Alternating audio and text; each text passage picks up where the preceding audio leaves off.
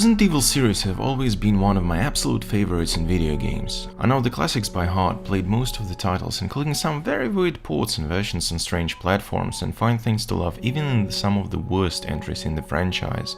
I have pretty detailed concepts on how classics could be updated. I want to see these games be good and pull no punches when they make mistakes. So, after solid teaser demo and the developer interview, saying that I had high hopes for Resident Evil 7 is not saying enough. After completing the game several times and trying most of the things that can be done for now, I have to say it was very worth the wait. In the last 15 years or so, no other game got this close to what classic survival horror was all about. Despite switching to the first-person perspective, this is a good old mix of action-adventure exploration and item management that I always loved in the classic titles. Locations are full of details, items are always just enough for careful and smart, puzzles are simple but fun, enemies are memorable and mostly well designed, and running away in exploration is an option.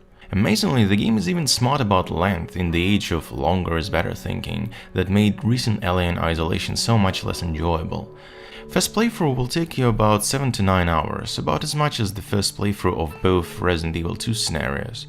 But replaying the game, which is still exciting and full of fun unlockables, can take you under 2 hours even if you're not really trying to speedrun. And it's a really enjoyable thing to do. Instead of a mess of strange mechanics and obnoxious QTEs and constant action scenes of recent titles, Resident Evil 7 really tries to make a simple but effective basic mechanics that work like clockwork. They fail at times, and I'm still not sure if block button is what we really needed instead of some slight dodge move or something else, but as with the classics, learning your abilities and learning the enemies makes up for a fun experience. If only the game didn't start so slow. If you've played the teaser demo, you might have noticed a more linear, very cutscene heavy approach to gameplay, and while most of the final game is not like that, some of it is. Most notably an around 30-minute introductory part that works well when you play the game for the first time but gets old real fast if you try to go for the replay. It's unnecessarily long, unnecessarily linear, and has only about 5 minutes of what the main game gameplay is actually about. What's also weak is how a lot of locations after the first main part of the game are much less visually and mechanically interesting.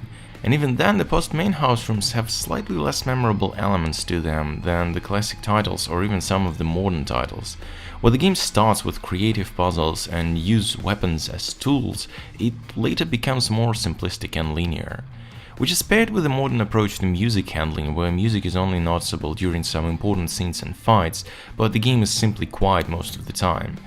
Which adds to the horror element, I suppose, but as someone who never really cared about that particular thing and loved the memorable soundtracks of the classics, I really miss this. At least the saved music theme is good. Another slight disappointment was in the Madhouse difficulty that works similarly to the Arrange mode from the Resident Evil Director's Cut in that it remixes the enemy and item placement. What was fun about the Director's Cut was how different some routes became due to the key item placement, and I was hoping to see something similar here. But in Madhouse, this really only happens in the first half of the game and is sadly absent after, mostly due to the more streamlined design of the rest of the game, with only rare encounters remixes continuing to appear.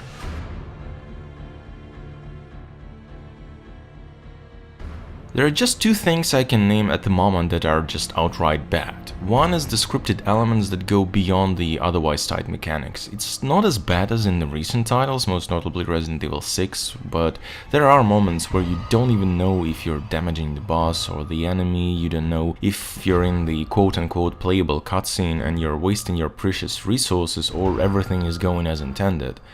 Some of the fights in the game are essentially barely playable cutscenes that go through preset phases, and it just doesn't fit the rest of the game.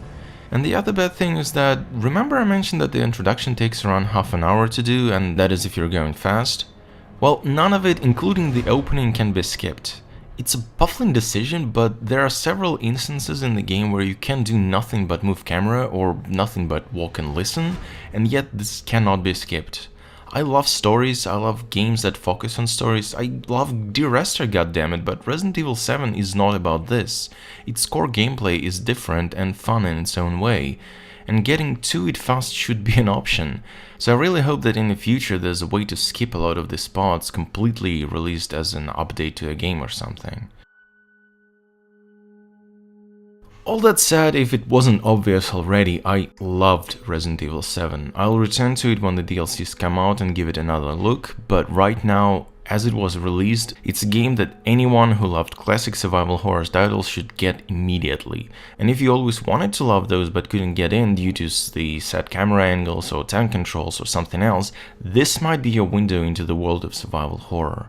And damn if I'm not glad to have once again entered it, but with a new game. Welcome to the family, son.